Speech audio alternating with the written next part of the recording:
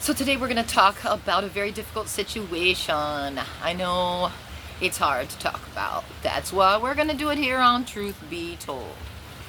Let's call these people out, okay? So we've been through some abuse, right? I have. You're here probably because you have. And we don't know what to do about it. We're walking around, we're carrying it around.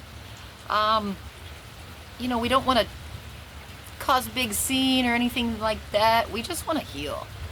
So that's what we're doing here.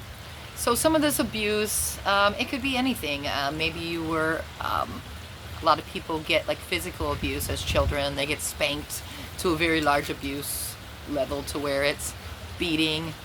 There's also sexual abuse, which can be anything from just intimate weirdness, touching, all the way to the very, very bad R word. And then, of course, there's just verbal abuse. You're this, or you're that, or you're never gonna amount to anything, or why aren't you like your sister? Well, so we're gonna address all of that today, because it's a lot. It's a lot. We're gonna try to get it in this video today, but we might break it up into little segments to get more detailed about each situation. So let's start with the first, physical abuse. At some point, we start to get bigger than our abuser, don't we? And then that gets a little weird. So sometimes that'll make it stop. But if we're still young, if you're still young, you need to go out and tell someone. Try to tell somebody that's outside of the family, because a lot of times family members will not want to be the whistleblower. They might care about that person too much and not know how to deal with it. So sometimes it's better to go tell a stranger, like a school counselor. Maybe you talk to a therapist already, or just maybe an outside friend that's going to give you more input and actually listen to you and believe you.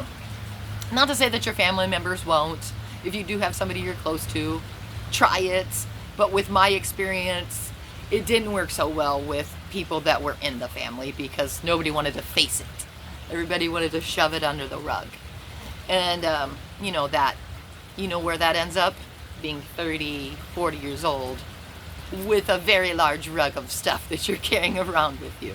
Don't do it, because everywhere you go, you're like hurting people with that same damage, and you don't even realize it. But it's because you didn't deal with it, and somehow you are subconsciously giving that away, or you think you are, but it's still there under the rug. So what I'm here to say is stop blaming yourself. A lot of times maybe you did something wrong, maybe you didn't close the gate, or you didn't come home on time, or whatever the reason was that you got spanked or beaten. A lot of times there's something else behind that, though. Maybe that parent was abused as a child, and that's the only way they know how to deal with oppositional situations. Or maybe they're drunk. That was my situation. My parents were drunk a lot, so if I ever got in trouble while they were drunk, yeah, that was not good. So not a funny subject, but I can laugh now because I can see it from such a distance away that I really want to help people. So if you are in a situation where you're getting physically abused, and especially if it's like a relationship, if you're in a relationship and you don't know how to get out of that relationship, I want you to try to get help.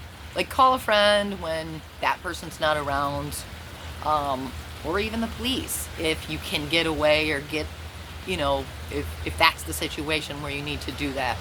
But I would tell a really good friend, somebody that you've known for a long time, that you know is going to have your back, and be like, hey, no, we're not going to fly with this.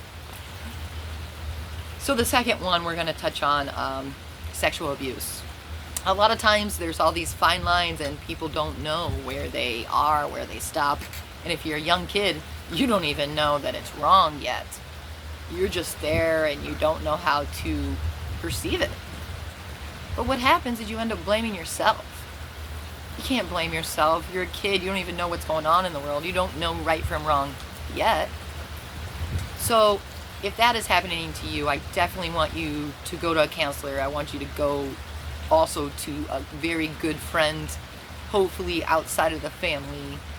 If you have to go to someone in the family, try to make sure it's not somebody that's directly affected by that statement, because it may get taken the wrong way, and you don't want to be the one that's really hurt in the long run. You want to find somebody that you trust.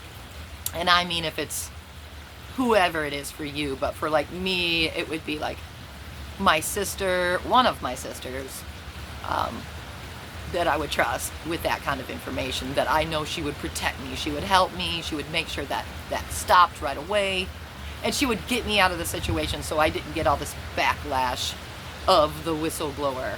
Because there's nothing wrong with telling people that you're being abused. Don't sit around any longer feeling like you're the one to blame. Get help today.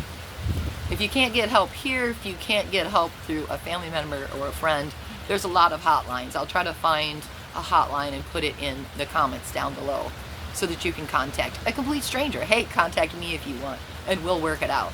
Starting in November, I'm going to have some meetings, like therapy sessions per se. So if you wanted to get on that, we could try to work it out and definitely try to help you get through that situation. Last but not least, the verbal abuse. Most people don't even realize that this is abuse, but it is. It breaks down your self-esteem, and it breaks down your confidence, and before you know it, you feel like you're this big.